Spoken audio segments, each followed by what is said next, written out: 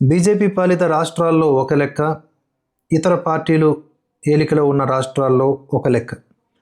ఈ పరీక్షా పత్రాల లీకేజీ వ్యవహారంలో ఎవరి చిత్తశుద్ధి ఏమిటో స్పష్టంగా కనిపిస్తోంది. బీహార్లో కూడా పేపర్ లీకేజీ జరిగింది, పంజాబ్లో జరిగింది, కర్ణాటకలో జరిగింది, అప్పట్లో తెలంగాణలో జరిగింది, టీఆర్ఎస్ హయాంలో చెప్తున్నది.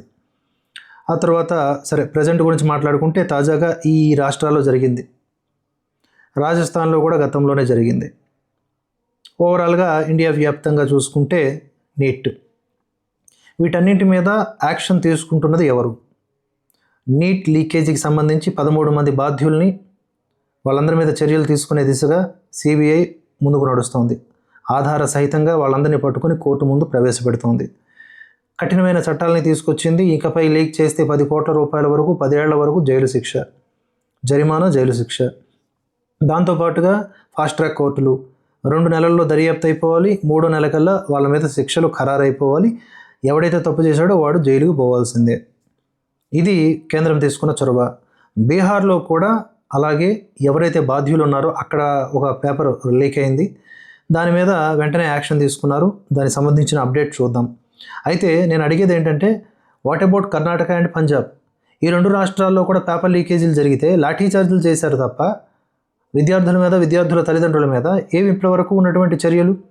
అరవింద్ కేజ్రీవాల్ ఏమంటాడు అంటే, ఏదో చిన్నగా ఏదో బ్లూటూత్ వాడి ఎవరో ఇలా పేపర్ లీక్ చేశారు అంటే దాన్నే లీకేజ్ అంటారా నాయన? ఏది లీకేజ్ అయినా కూడా ఎవడో కూడా ప్యాకేజీ కమ్ముడిపోయాడని అర్థం. మీరు ఇంకా ఆ బుద్ధింకలు వెనక వీళ్ళే ఉన్నారు కాబట్టి వీళ్ళని ఆ బుద్ధింకలు ప్రశ్నించరు. కేజ్రీవాల్ తయారు చేసుకున్నదే ఈ కాక్రోచ్. కాబట్టి ఇక్కడ పంజాబ్లో కానీ అటు కర్ణాటకలో కానీ విద్యార్థులకు న్యాయం జరగలేదు. దాని గురించి ఎవరు మాట్లాడరు.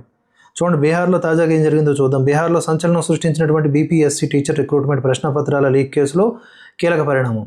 ఈ కేసులో ప్రధాన నిందితుడిగా భావిస్తున్న doctor Manish Kumar Bihar economic offences unit arrest చేసింది. ఈ మనీష్ కుమార్ని Bihar economic offences unit arrest చేసింది, ఈఓయు.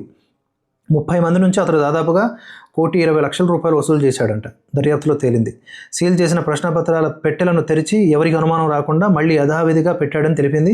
అధికారుల వివరాల ప్రకారం డాక్టర్ శివ్, డాక్టర్ శుభంలతో కలిసి మనీష్ ఈ లీక్కి పాల్పడ్డాడు. 2024 మార్చి 15న జరిగినటువంటి పరీక్షకు ముందు పట్నాలోని ఓ హోటల్లో 30 మంది అభ్యర్థులకు ప్రశ్నపత్రాలను అందించాడు. పరీక్షకు ఒక రోజు ముందు ఆ హోటల్పై దాడి చేసినప్పటికీ మనీష్ తప్పించుకున్నాడు. అనంతరం సీసీటీవీ ఫుటేజీ, సాంకేతిక ఆధారాలతో అతన్ని గుర్తించి పట్టుకున్నారు. ఈ కేసులో ఇప్పటి వరకు 296 మందిని అరెస్టు చేసినట్లుగా ఈఓయు వెల్లడించింది. ఇది బీహార్ ప్రభుత్వం output. What about Punjab, what about Karnataka? ఇది ఎవడో అడగడు. ఆ బొద్దింకలేమో అక్కడ పడుకొని ఉన్నాయి. చెదరగొట్టిన తర్వాత జేపీ నడ్డా గారు వ్యూహాత్మకంగా ఇప్పుడు మరొక వాళ్ళొక వ్యూహంతో రెడీ అయిపోతున్నారు, ఇంకొక అలజడి క్రియేట్ చేయడానికి తప్ప. వీళ్ళ target Modi, Yogi Adityanath, BJP, RSS, హిందుత్వము, రాముడు. ఇది తప్ప ఇంకోటి లేదు.